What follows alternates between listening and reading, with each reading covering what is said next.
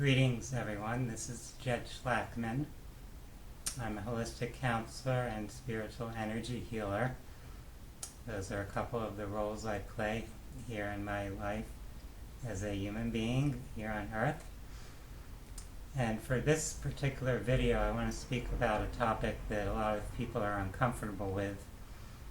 It's the topic of suicide and suicidality, some of the taboos and complexities surrounding this subject, and how we might approach it in a more conscious and mindful way, perhaps to better assist people who are struggling with those types of thoughts or those types of patterns in their life. So, of course, there's different aspects to how society might look at suicides. There's certainly grief and pain and suffering that people associate with it, judgments about it. In the legal system, it's considered, in a sense, a crime to try to take your own life that way. So clearly, there's a societal message that this is something bad or wrong, something that we don't want to accept or allow. However, for the individual that's going through some form of suffering, feeling overwhelmed, feeling intense physical pain or emotional pain, for that individual, suicide might seem to them like a viable way to escape from that suffering, to be freed from whatever pain they're going through, whether it's physical or emotional. So we don't want to deny that reality. It's not really healthy, in a sense, to tell that person that they're bad or wrong for having those thoughts or ideas.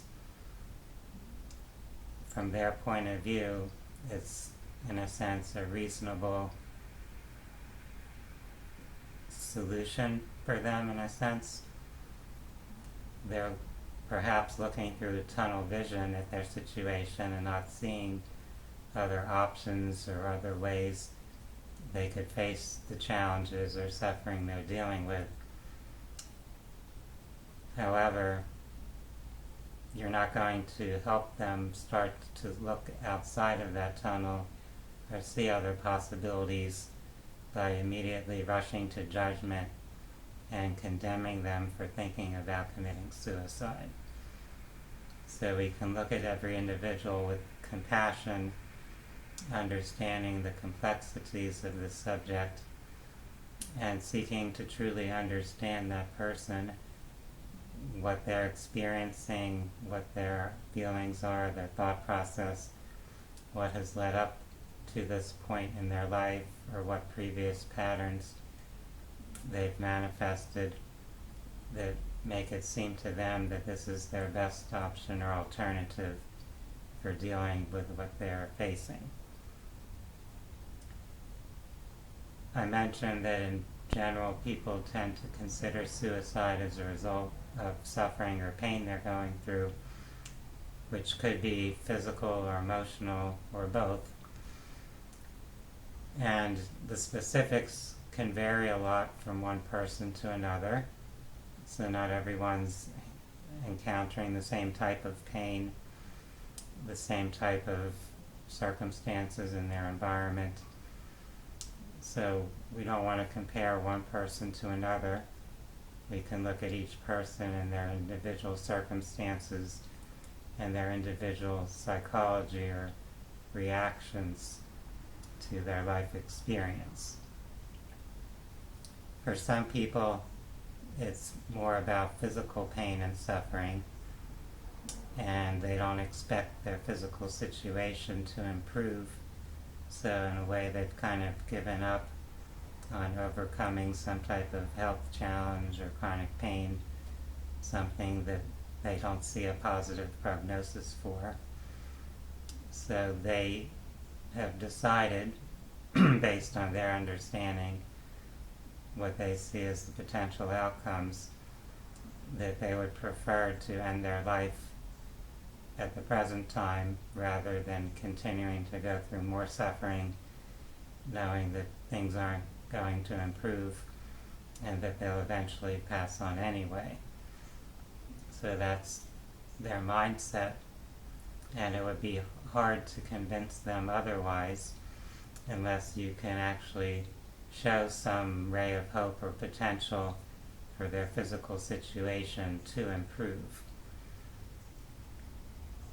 For many other people, there are just kind of overwhelming circumstances in their life, and they don't feel they have the strength or energy or confidence or resources to handle those particular challenges. It might be financial situations. People may be in deep debt. People may owe a lot of money to people around them. They may have stolen from loved ones. They may have done other harmful things to people close to them or people they care about or to their community. And they may feel shame or guilt, a sense that they can't really recover from that. They can't go on with life having done what they've previously done. So they're looking to escape from having to continue in life with that shame or pain or guilt, whatever it might be. There are other people who are going through deep heartbreak. They were very deeply connected to other loved ones, perhaps in a very kind of codependent relationship where their identity was very much attached to another person, and if that person's no longer with them, they feel a deep pain, a very powerful heartbreak that they don't feel they can recover from. So those are a few examples of circumstances that could lead to someone feeling suicidal. And when you approach working with that person, if you're some type of clinician or in some manner functioning to support them, to guide them through this suffering, to potentially recover the joy of living, to have hope, to have something to look forward to in their life, you can start out just by accepting and acknowledging the situation as it is at the moment without judging them or condemning them or making them feel even more worthless or more incapable in some manner for having this suicidal ideation. So you can acknowledge where they're at and then help them consider how they came to that state, what thought process is present, and to see perhaps beyond this mental box or reality construct that they're in, so you can point toward potential other ways of dealing with suffering. You can help them find ways to work with their emotions rather than feeling overwhelmed by emotions, ways to express what they're feeling, to connect with some form of social support. So it could be some support group, it could be other people who are working to overcome similar challenges, it could be just providing some material resources that help people through some crisis they're going through, whether it's a financial crisis, some type of disaster someone has been through, perhaps grief from losing loved ones, whatever has caused their suffering, whatever has perhaps traumatized them. You can bring in resources to help them get through that and see that they can make it, in a sense, to the other side of that challenge, to get back to living life in a somewhat normal sense in terms of being able to focus on the things that bring joy rather than being focused on suffering.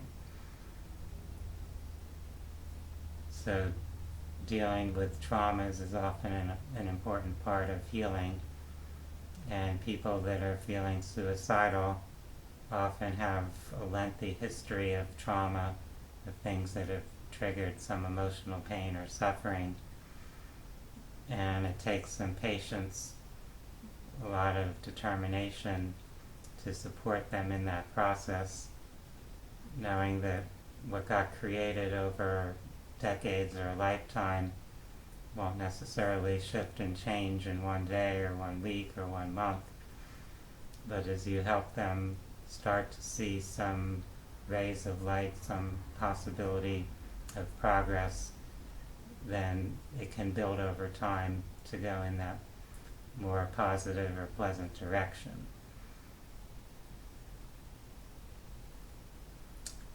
Giving people practical resources to shift their focus towards something that is creating some form of progress or some positive momentum is valuable. So you might guide people to find some type of hobby or creative expression that will assist them. So it could be art or music or exercise, writing, journaling. There are different ways people can express themselves so that they're not overwhelmed by what they're feeling, and so they're not feeling completely alone with whatever pain or suffering they're dealing with.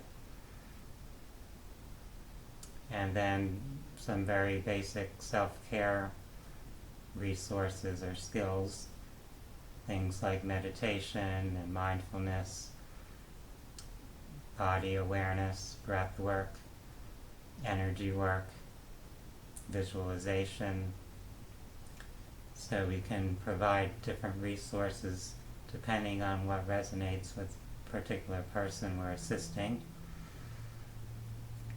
Everyone is unique, so something that one person finds valuable might not work so well for a different person. So we want to really connect with the person that we're dealing with and find what's best for them, rather than assuming a particular one-size-fits-all prescription is going to work for everyone. And from my point of view, having a broader spiritual perspective on life and death is helpful for those who are working with someone who's suicidal, as well as for the person who is experiencing the suicidal thoughts. If we consider that we're here in this particular human body and identity as kind of a temporary journey in our spiritual process as a soul, that actually we're all going to die or pass on at some point, and it's not a bad thing. It's part of the spiritual journey, this adventure of experiencing physical lifetimes. Then we won't necessarily be so judgmental. We won't look at suicide so much as a taboo anymore. We can see that it's just a person choosing on a conscious level to decide they want to make that exit from their current lifetime. And we all have freedom to make choices in life, so it's not something necessarily wise to try to control or impose upon someone else the idea that they shouldn't do that. We can give them support and encouragement and help them see other possibilities, other options for continuing in this life, and seeing ways they can contribute in a positive way to their community, to their family, etc. Yet in the end, in the greater scheme of things, I might say, it's not bad, it's not evil, it's nothing horrible when someone has chosen to end their life, even though we might feel pain and suffering as we grieve that person's departure. Spiritually, we're all going to end up on the other side eventually, reviewing what we experienced in this life, planning other incarnations, etc.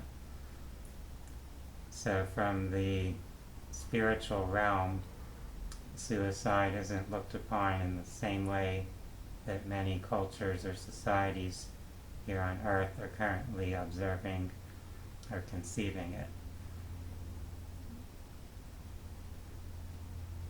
And those who do leave this particular physical life through that means, it's not the end of their existence.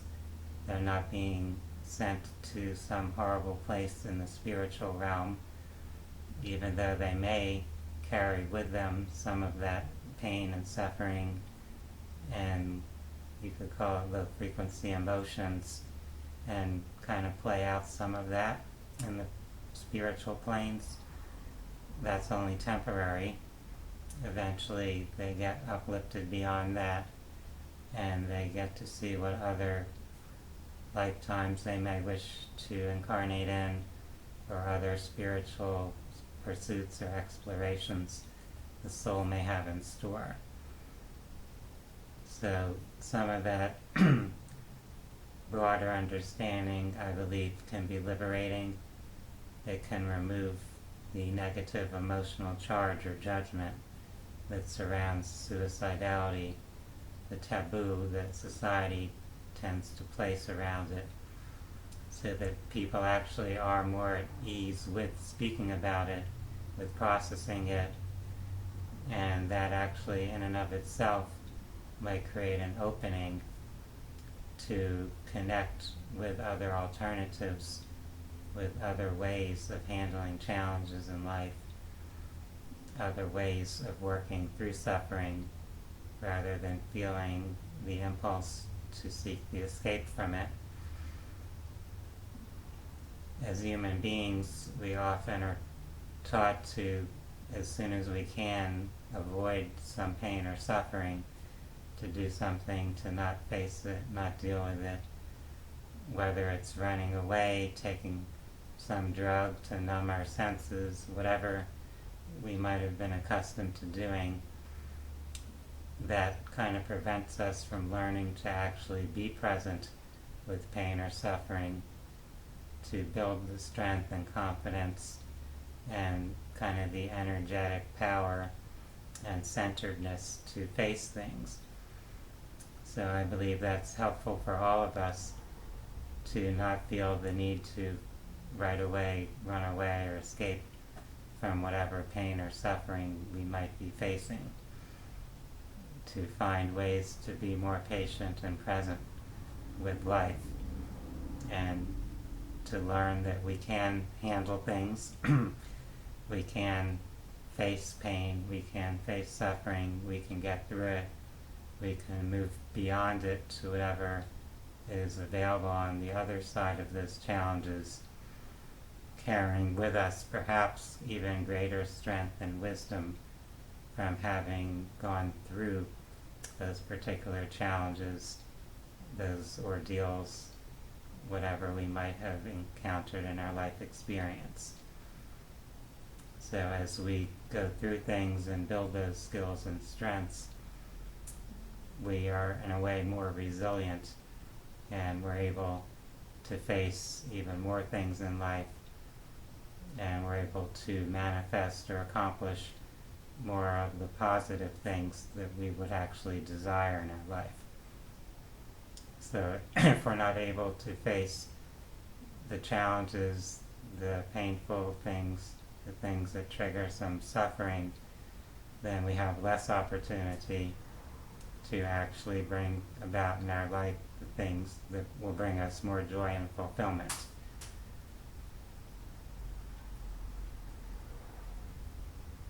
I hope that this brief talk has given you some things to consider, and that it helps you have more compassion for those who are feeling some sense of pain or suffering and contemplating suicide, to know that you can handle dealing with this subject. It's not something to ignore, not something to run away from or deny.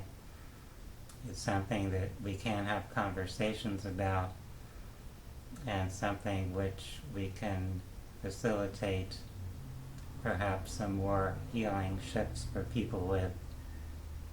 We can bring about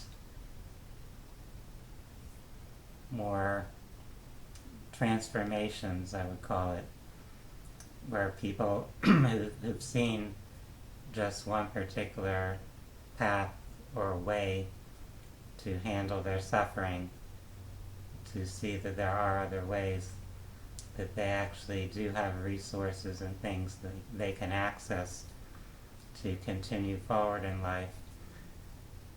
And if they do choose that they are not intending to continue in life, it's not something horrible, it's not sinful, it's not something they're going to be penalized and punished for in the spiritual realm.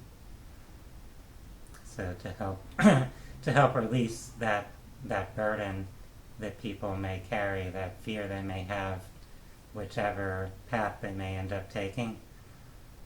Imagine if someone was suicidal and their culture was teaching and imprinting on them that if you do that, you're going to go to hell, you're going to be punished or tormented by the Creator. If they carry that belief with them, if they do end their life, then that in itself could create suffering with their own consciousness based upon that belief. So you would, in a way, be compounding their suffering by teaching them those negative connotations related to suicide.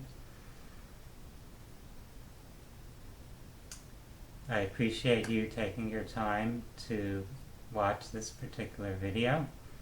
For those that are interested in holistic health and wellness, I invite you to view my website, which is phinsights.com. That's phinsights.com. For now, I wish everyone a wonderful day. Namaste.